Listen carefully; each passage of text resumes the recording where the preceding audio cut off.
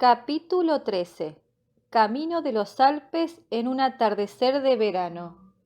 El señor Sesemann subió acto seguido al primer piso y se dirigió directamente a la habitación de la señorita Rottenmeier.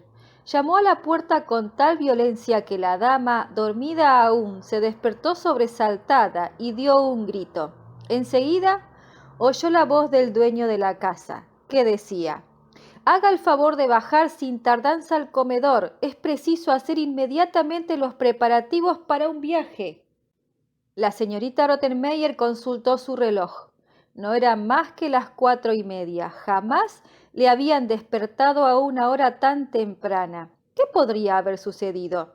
La curiosidad que experimentaba por conocerlo y la agitación del sobresalto hicieron que se vistiese de cualquier modo y que, teniendo una prenda ya puesta, la buscara después locamente por la habitación. Mientras tanto, el señor Sesemann recorrió el pasillo y tiró de las diversas campanillas instaladas para llamar a los diferentes criados, haciéndolo con tal fuerza que todos saltaron de sus respectivas camas, completamente aterrados, y se pusieron la ropa al revés. Cada uno de ellos estaba convencido de que el dueño de la casa se hallaba luchando con el fantasma y que el campanillazo era el grito de socorro que les enviaba. Bajaron pues al comedor muy consternados y sufrieron una gran sorpresa al ver que el señor Sesemann se paseaba sano y salvo y con buen semblante por la estancia. Juan fue enviado inmediatamente a preparar el coche y el caballo. Tinet recibió la orden de despertar a Heidi y de prepararla para un viaje. Sebastián tuvo que ir a la casa donde servía Adete, la tía de Heidi, para rogarle que acudiera enseguida a la del señor Sesemann. Durante aquel intervalo la señorita Rottenmeier había logrado al fin vestirse ordenadamente, excepto el tocado, porque lo llevaba puesto al revés, de tal modo que parecía tener vuelto el rostro. El señor Sesemann atribuyó este extraño modo de vestirse la dama a lo intempestivo de la hora y pasó, sin dar explicaciones, al asunto que le urgía. Ordenó a la señorita Rottenmeier que preparara enseguida una maleta y pusiese en ella todas las cosas de la pequeña Suiza. Llamaba así a Heidi porque el nombre de la niña no le era familiar, debiendo añadir una buena cantidad de prendas de vestir de Clara, a fin de que la niña pudiera llevarse a su casa un buen equipo. Y todo debía hacerse sin dilación alguna y con la mayor rapidez. La estupefacción de la dama fue tan grande que se quedó como clavada en el suelo y mirando fijamente al señor Sesemann. Ella se había imaginado oír el relato de alguna terrible historia de aparecidos que sin duda debió pasar aquella noche, y que no le hubiese disgustado oír en aquel momento en que ya era de día. En lugar de ver realizados sus deseos, no solamente le daban órdenes muy prosaicas, sino que además muy molestas.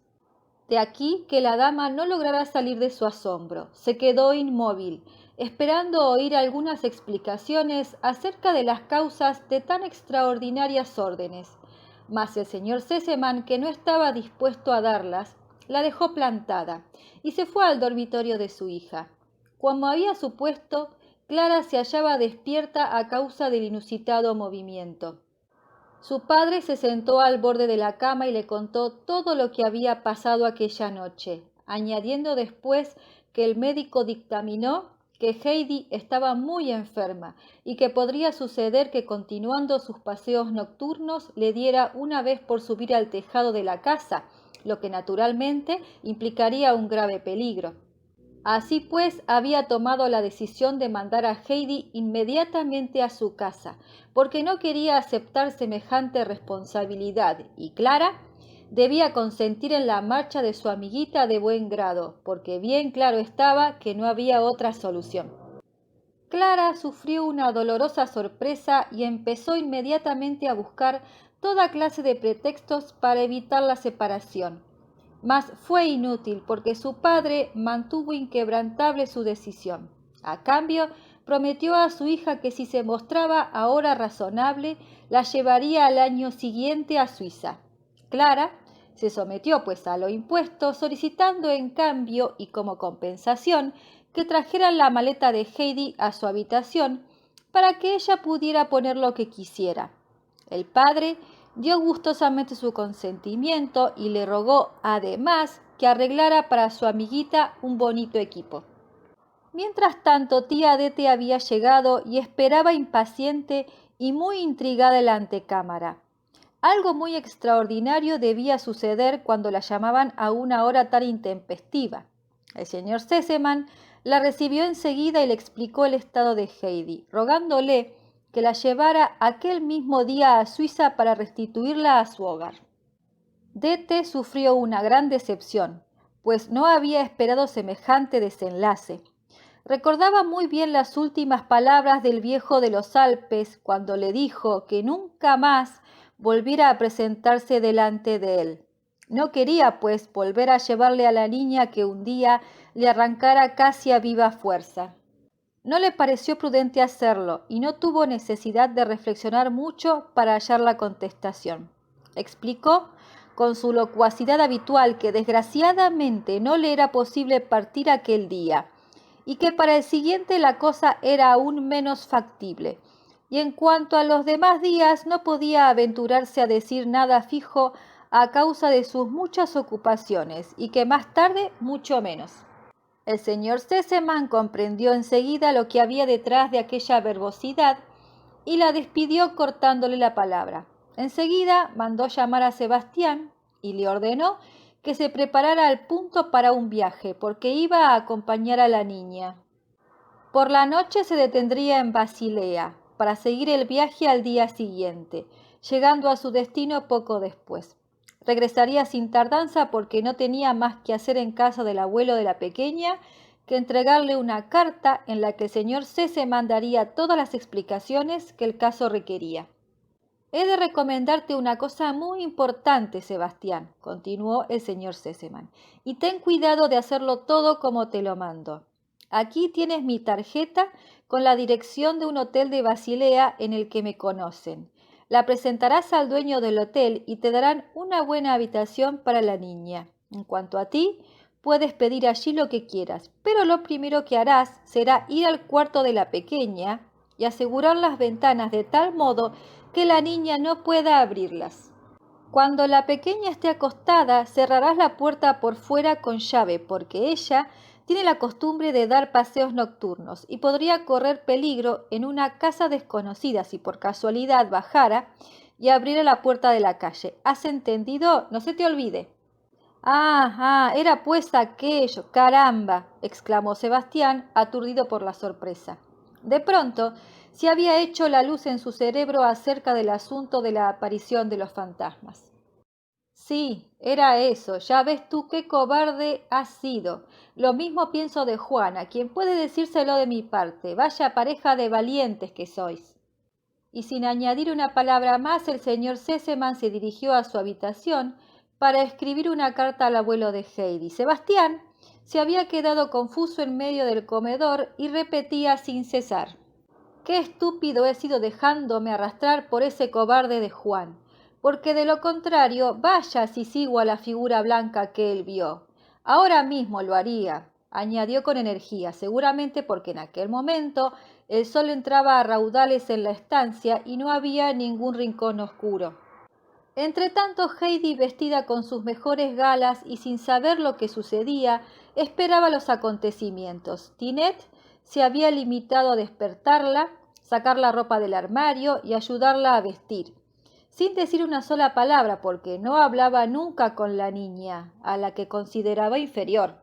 El señor Sesemann entró en el comedor con la carta en la mano donde estaba servido el desayuno y preguntó: «¿Dónde está la niña?».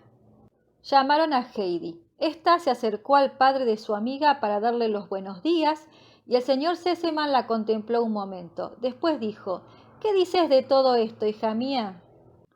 Heidi lo miró sorprendida. «Veo que no sabes nada», siguió diciendo el señor Sesemann riendo al mismo tiempo. «Pues bien, vas a regresar hoy mismo a tu casa». «¿A mi casa?», repitió Heidi poniéndose muy pálida y sin poder respirar a causa de la emoción que le producía aquella frase. ¿Acaso no quieres ir?, preguntó el señor Sesemann. Oh, sí, sí que quiero ir, pudo al fin articular la pobre niña, y esta vez se puso encarnada. Bien, ahora pues a la mesa y a comer mucho. Luego no tienes más que subir al coche y alá. Pero Heidi no podía comer a pesar de los esfuerzos que hacía por obedecer. Su agitación era tan grande que ya no sabía si estaba despierta o si soñaba, y si al despertar no volvería a hallarse nuevamente en camisa de dormir y en el umbral de la puerta de entrada de la casa del señor Sesemann. Cuide usted de que Sebastián se lleve provisiones en abundancia, dijo el señor Sesemann a la señorita Rottenmeier, que entraba en aquel momento. Esta pequeña no puede comer ahora, lo que es natural, y volviéndose a Heidi le dijo, ahora ve al lado de Clara hasta que llegue el coche. No deseaba Heidi otra cosa, y se marchó corriendo a la habitación de su amiguita. En medio del dormitorio de Clara encontró una maleta muy grande que aún no estaba cerrada. «Ven, Heidi, ven», le gritó Clara al verla. «Fíjate lo que he hecho poner en la maleta, ¿te gusta?». Y señaló un sinfín de cosas, blusas, faldas, pañuelos y una caja de costura. «Y ahora mira lo que tengo aquí», añadió, levantando triunfalmente por encima de su cabeza una cestita. Heidi echó una mirada a la cesta y dio un salto de alegría al ver que en ella había 12 panecillos blancos y tiernos, todos para la abuela. En medio de su alegría, las niñas se olvidaron de pronto de que se aproximaba el momento de la separación, hasta que se oyó una voz desde abajo: «¡El coche está listo!». Y así resultó que los rápidos preparativos evitaron la tristeza que de otro modo hubiera producido la separación. Heidi se fue corriendo a su cuarto, porque en el último momento se acordó del libro que le había regalado la abuela de Clara y que había escondido debajo de la almohada, porque no se separaba de él ni de día ni de noche. Colocó el libro en la cestita en que estaban los panecillos y después abrió su armario, pues sospechaba que en él hubiesen dejado alguna cosa sin la cual no quería partir. En efecto, allí estaba su pañuelo rojo. La señorita Rottenmeier no lo había considerado digno de ponerlo en la maleta y lo dejó en el armario. Heidi envolvió en él otro objeto querido y lo guardó todo en la cesta, pero de forma que no se viera. Luego se puso el sombrero nuevo y salió. Las dos niñas se despidieron rápidamente porque el señor Sesemann ya estaba allí esperando a Heidi para acompañarla hasta el coche. La señorita Rottenmeier estaba en lo alto de la escalera para despedirse allí mismo de la niña. Cuando vio el envoltorio rojo, lo sacó del cesto y lo tiró al suelo. «Adelaida», dijo en tono de reproche, «no he de permitir que te lleves semejante trapo. Ahora ya no lo necesitas. Adiós».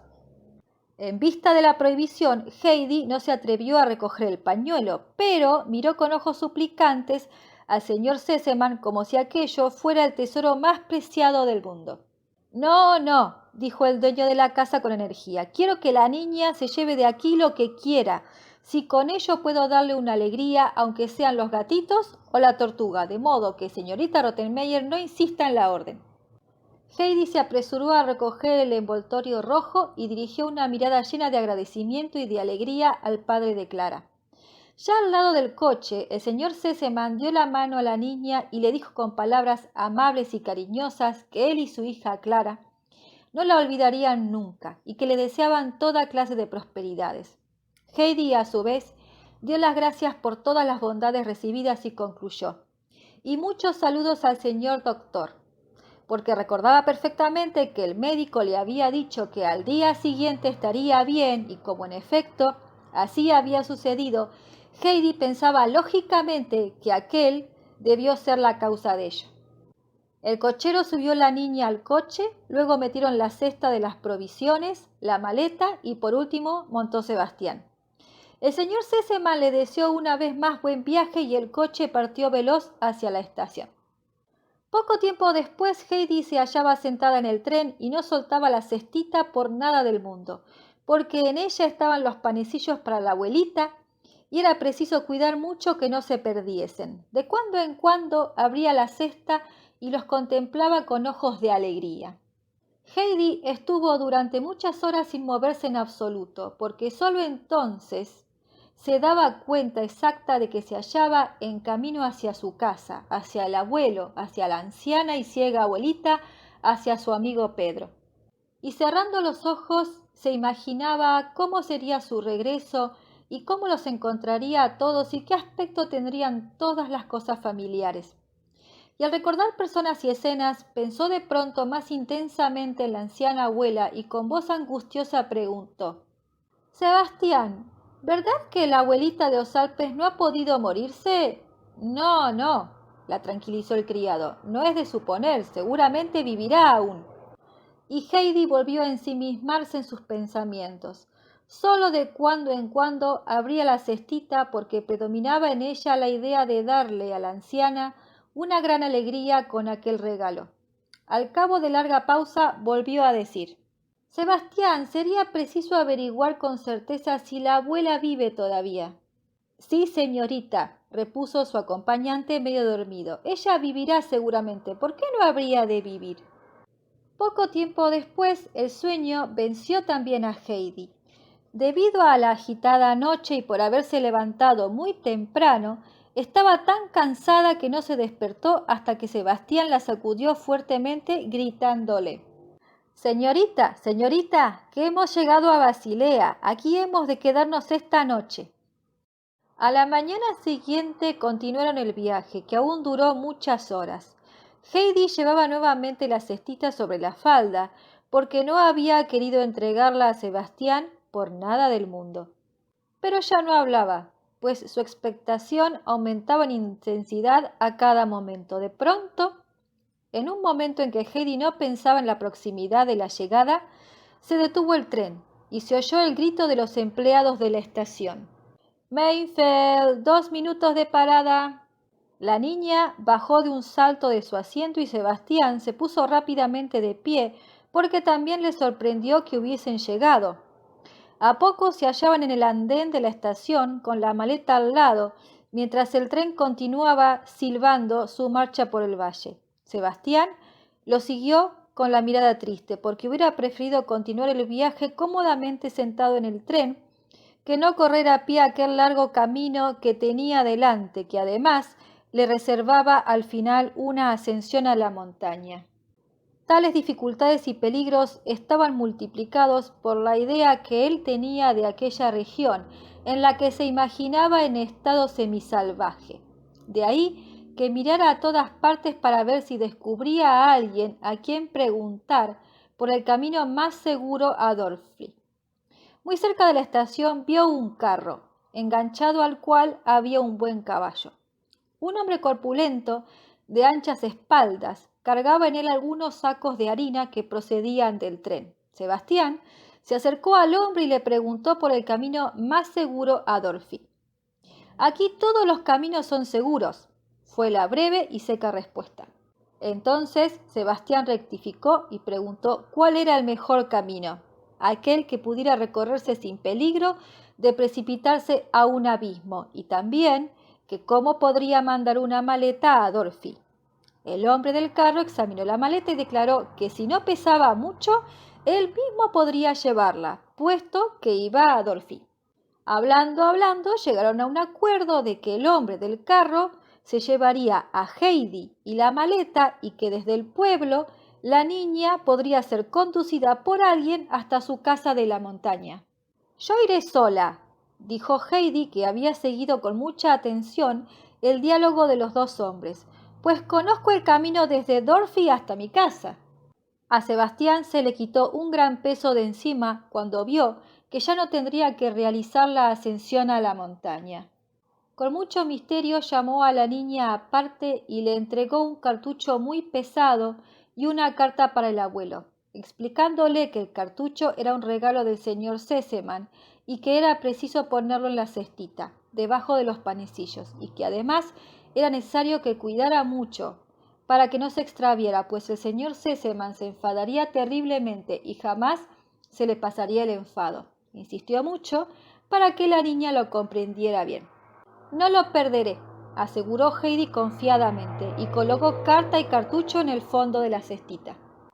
Pusieron la maleta en el carro. Luego Sebastián ayudó a subir a Heidi al pescante, le dio la mano en señal de despedida y volvió a advertirle, con raros ademanes, que tuviera mucho cuidado con el contenido de la cestita. El hombre del carro andaba ahora cerca de ellos y como Sebastián se le ocurrió de pronto que hubiera debido llevar a la niña personalmente a su casa, optó por señalar en aquel instante a Heidi que cuidase del encargo.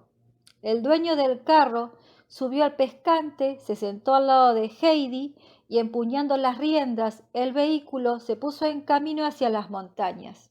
Sebastián, alegre y contento de verse libre, se sentó en el andén de la estación en espera de un tren que lo volviera a Frankfurt. El dueño del carro en que iba Heidi con su maleta era el panadero de Dorfi. No había visto nunca a la niña, mas como todos los del pueblo había oído hablar de la pequeña que años atrás habían llevado al viejo de los Alpes. También llegó a conocer a los padres de Heidi y poco le costó caer en la cuenta de que tenía ahora a su lado a aquella niña. Lo que le causaba extrañeza era que la pequeña volviese inopinadamente de la ciudad. Queriendo indagar las causas, empezó a hablar con ella. Debe ser la niña que estabas arriba en la montaña en casa del viejo de los Alpes, ¿verdad? ¿No te marchaste hace un año con tu tía Adete? Sí. ¿Tan mal te ha ido que vuelves? No me ha ido mal. Nadie lo ha pasado mejor que yo en Frankfurt. Entonces, ¿por qué vuelves? Porque el señor Sesemann me lo ha permitido, de otro modo no hubiera regresado. Tonterías. Si tan bien te ha ido, ¿por qué no te has quedado? Porque prefiero 1000 veces estar al lado de mi abuelo. Tal vez cambiarás de parecer cuando estés allí, murmuró el panadero. Luego añadió para sí mismo. De todos modos es extraño, porque ella ha de saber dónde está mejor. ¿Quién sabe? Empezó a silbar y no habló más. Mientras Heidi contemplaba el paisaje, la agitación no la dejaba estar tranquila. Reconocía los árboles y las casitas y desde lejos vio las cimas del Folknis, que parecían querer saludarla como viejos amigos. Heidi devolvió el saludo. A cada paso del caballo aumentaban su impaciencia y sentía el deseo de saltar del carro para echar a correr y no detenerse hasta que hubiese llegado arriba. Pero permaneció sentada sin moverse, aunque temblaba de emoción. Al entrar en Dorfi dieron las 5 de la tarde. Inmediatamente rodearon el carro muchos niños y mujeres. También se acercaron algunos vecinos del pueblo, porque la maleta y la niña en el carro del panadero habían llamado la atención y todos querían saber qué pasaba. Cuando el panadero hubo ayudado a la niña a bajar, ésta, mostrando prisa, le dijo: «Muchas gracias, el abuelito vendrá a recoger la maleta», y quiso marcharse corriendo. Pero de todas partes la detuvieron y muchas voces empezaron a preguntarle, todas a la vez y en tono distinto, lo que le interesaba saber a cada uno.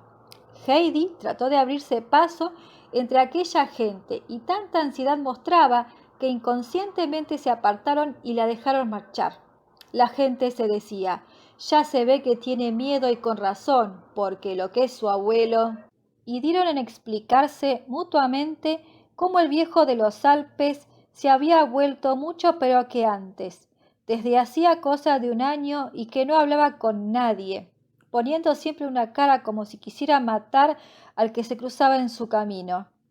Por lo que si la niña hubiese sabido lo que le esperaba, seguramente no habría vuelto, pero entonces intervino el panadero y contó a los curiosos con mucho misterio que un señor había acompañado a la niña hasta Meinfeld, donde se despidió muy cariñosamente de ella, y que él le había pagado el precio del viaje sin regatear, aumentándolo con una buena propina.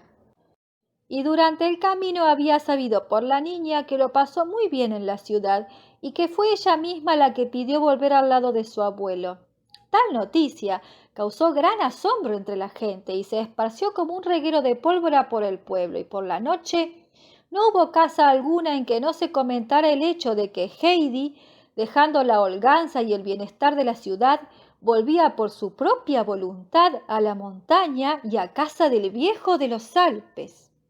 Heidi, entre tanto, corría montaña arriba todo lo deprisa que podía y de cuando en cuando se veía obligada a detenerse para cobrar aliento. La cesta que llevaba en el brazo pesaba bastante y por añadidura el camino de la montaña era cada vez más empinado. Heidi solo tenía un pensamiento. ¿Estaría la abuelita aún en el rincón de la rueca? ¿No habría muerto? Por fin vio la cabaña de la hondonada de la vertiente y se le aceleró el latido del corazón, pero aún así apresuró el paso. El pulso le iba cada vez más veloz. Ya estaba delante de la cabaña. La emoción le impedía abrir la puerta. Al fin lo logró. De un salto se plantó en medio de la pequeña estancia, quedándose allí sin aliento y sin poder articular palabra. «¡Oh, Dios mío!», dijo una voz desde el rincón. «Así solía entrar nuestra pequeña Heidi. Ojalá pudiera tenerla una vez más a mi lado. ¿Quién ha entrado?» «Soy yo, abuelita, soy yo», pudo finalmente gritar Heidi. Al mismo tiempo corrió hacia el rincón, se arrodilló delante de la anciana y la abrazó. Tanta era su alegría que no pudo decir más. De momento, la anciana se quedó también muda por la sorpresa, mas después acarició una y otra vez el rizado cabello de la niña y dijo: «Sí, sí, son sus cabellos y es su voz. ¡Qué contenta estoy, Dios mío, de que haya llegado este momento!». Y de sus ojos ciegos cayeron 2 lágrimas sobre la mano de Heidi. «¿Pero de verdad has vuelto, Heidi?». «Sí, sí, abuelita», exclamó Heidi alegremente. «No llores, que ya estoy otra vez aquí y vendré todos los días, nunca más me iré, y ya no tendrás que comer pan duro porque verás lo que te he traído». Y Heidi sacó de su cesta un panecillo tras otro hasta que hubo colocado los 2 en la falda de la anciana. «Querida hija, qué bendición traes contigo», dijo la abuela cuando advirtió tantos panecillos. «Pero de todos modos, lo mejor eres tú, hija mía». Y volvió a acariciarle el cabello y las acaloradas mejillas suplicando: «Dime, hija mía, dime algo, que yo oiga tu querida voz». Heidi empezó a contar a la anciana cuánto había sufrido a causa del temor de que ella hubiera muerto y no pudiese nunca visitarla. En aquel momento entró la madre de Pedro y se quedó asombradísima. Luego exclamó: «Pero si es Heidi, ¿cómo viene?». Heidi se levantó y le dio la mano. Brígida no salía de su sorpresa al ver el elegante traje de la niña. «Madre», dijo, «si vieras qué lindo vestido lleva Heidi y lo bien que le sienta, y ese sombrero de plumas que está en la mesa, ¿también es tuyo? Póntelo para que vea cómo te está». «No quiero ponérmelo», declaró Heidi con firmeza. «Te lo regalo, pues yo tengo el mío». Y acto seguido abrió el pañuelo rojo en el que había envuelto su viejo sombrero, que estaba más abollado que nunca. Pero a Heidi le importaba muy poco. No pudo olvidar lo que dijo el abuelo cuando ella se marchó con tía Dete, que no quería volverla a ver nunca con sombrero de plumas. De ahí que la pequeña conservase con tanto ahínco su viejo sombrero, pues siempre había pensado usarlo cuando volviera a su casa. Pero Brígida le dijo que no fuera tonta, porque el sombrero de plumas era muy valioso y ella no podía aceptarlo. Tal vez sería posible venderlo a la hija del maestro del pueblo y se podría sacar mucho dinero si Heidi no quería llevarlo de ningún modo. Heidi insistió en lo dicho y puso el sombrero en un rincón oscuro, detrás del sitio donde se sentaba la abuela. Después se quitó el elegante vestido y sobre los desnudos brazos se colocó el pañuelo rojo. Luego dio la mano a la anciana y dijo: «Ahora he de ir a casa del abuelo, pero mañana volveré. Adiós, abuelita». «Sí, Heidi, vuelve mañana», contestó la abuela estrechándole la mano sin querer soltarla. «¿Por qué te has quitado el vestido si es tan bonito?», preguntó Brígida. «Porque prefiero ir así, como estoy, porque si no el abuelo puede que no me conozca. Tú también dudabas». Brígida acompañó a Heidi hasta la puerta y allí le dijo misteriosamente: «No hacía falta que te quitaras el vestido, porque él te hubiera reconocido de todos modos, pero ten cuidado. Pedro dice que tu abuelo está siempre enfadado y no habla con nadie». Heidi le dio las buenas tardes y emprendió la ascensión de la montaña con la cesta colgada del brazo.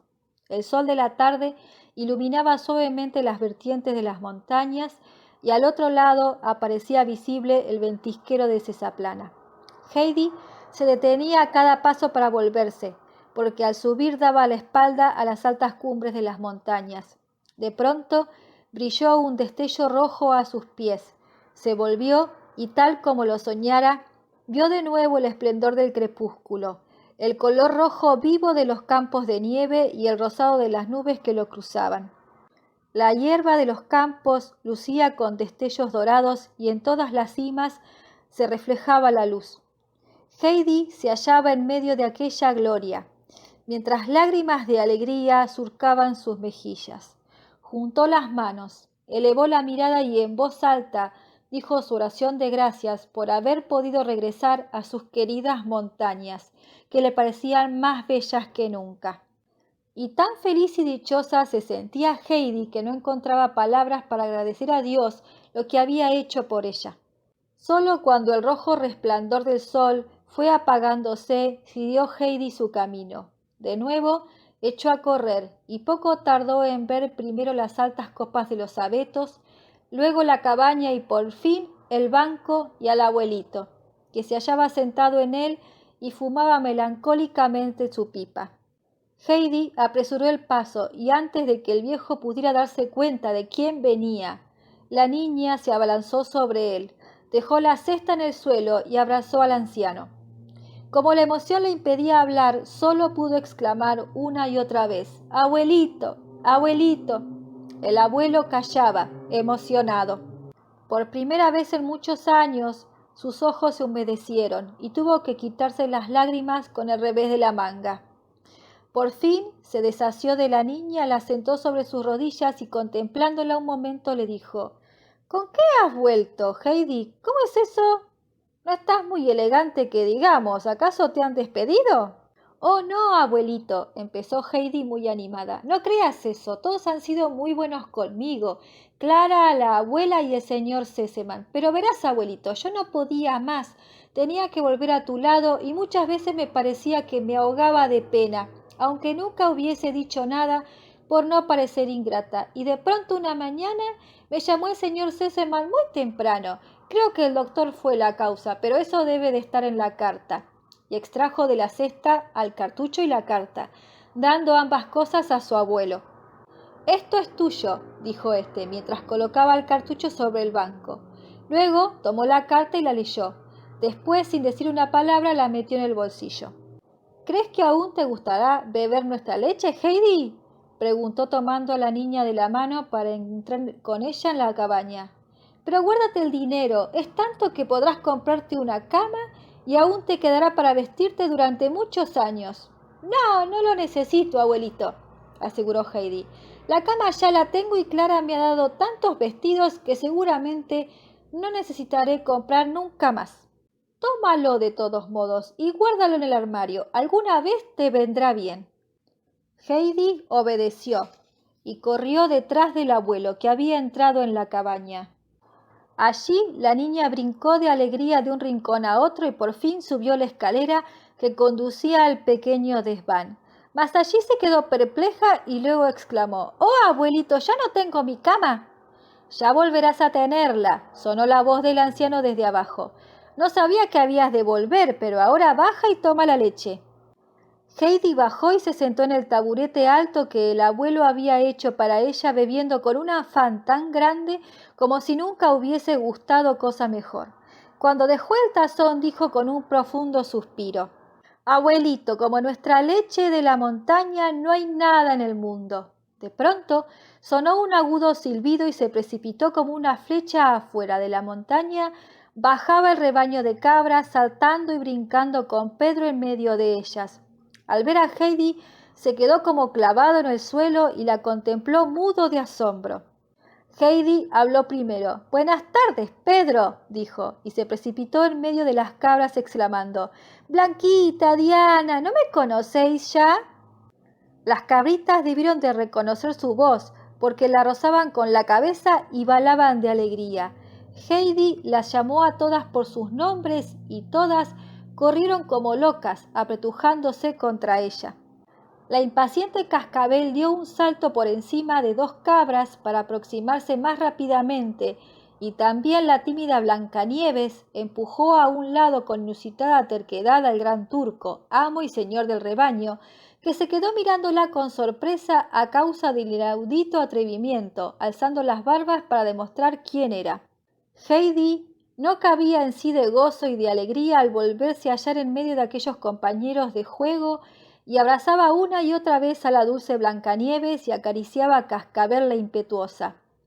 Se dejó empujar de un lado a otro por los confiados animalitos hasta que llegó cerca de Pedro, quien no se había movido porque no sabía si sus ojos le mostraban la verdad o si estaban soñando. «Ven, Pedro, y saluda», exclamó Heidi. «¿Pero es que has vuelto?», pudo por último decir Pedro saliendo de su asombro. Acercándose tomó la mano de Heidi que ésta hacía rato le estaba ofreciendo y preguntó como siempre había preguntado cuando regresaban al caer la tarde: «¿Vendrás mañana conmigo?». «No, mañana aún no, porque mañana he de ir a ver a la abuela. Tal vez iré contigo pasado mañana». «Me gusta que hayas vuelto», dijo Pedro, y su rostro se transfiguró en una inmensa mueca de alegría. Enseguida se puso a bajar la montaña, pero le costaba más trabajo que nunca reunir las cabras, pues apenas las había obligado con ruegos y amenazas a ponerse a su lado, y Heidi se marchaba con Diana y Blanquita cuando todas se dispersaron nuevamente y se fueron corriendo detrás de la niña. Para remediarlo, Heidi tuvo que encerrarse con Blanquita y Diana en el establo porque de otro modo Pedro no hubiese podido arrancar el rebaño de aquel sitio. Cuando la niña volvió a entrar en la cabaña, vio que el abuelo había arreglado nuevamente su lecho, que era fragante y blando, pues el heno estaba casi recién cortado. Sobre él estaban extendidas cuidadosamente las blancas sábanas, y Heidi se acostó entre ellas con claras muestras de alegría, durmiendo como no lo había hecho en un año. Durante la noche se levantó el abuelo lo menos 10 veces para subir la escalera.